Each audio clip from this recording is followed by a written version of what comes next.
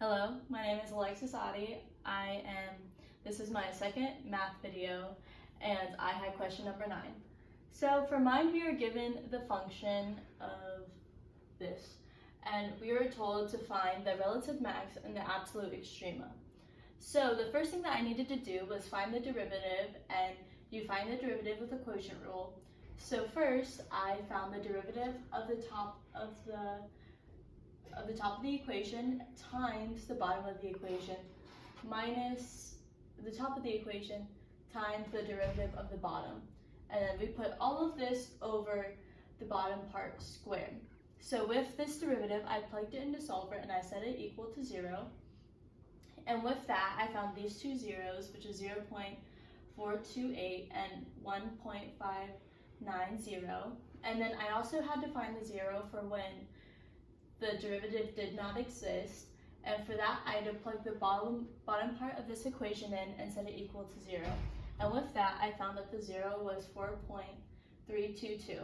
And so then after that, I created a sign chart with my 3 points, and then in order to figure out whether or not they are maximums or minimums, I had to input a value. So I input 0, 1, 3, and 5 in, and then I found that from here, for this number, it was negative, then it was positive, then negative, then negative. So for this, we didn't count it because it does not exist, but I found that the minimum was this, as it went from a negative to a positive, and it's a maximum here because it goes from a positive to a negative. So once we found our minimum and maximum values, I input it into the original equation, found up there, and so I put it in, and then for the maximum of the y-coordinate, I found 0.027, and for the minimum, I found negative 0.021, which is how I found my relative minimum and my relative maximum. And then after that, I had to find the absolute extrema from the number range of -5 to 1.